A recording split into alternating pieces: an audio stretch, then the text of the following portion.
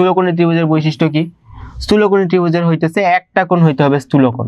মনে করো আমার এবিসি ত্রিভুজ, এই ত্রিভুজ এবিসি স্থূলকোণী ত্রিভুজের কোণ এবিসি স্থূলকোণ।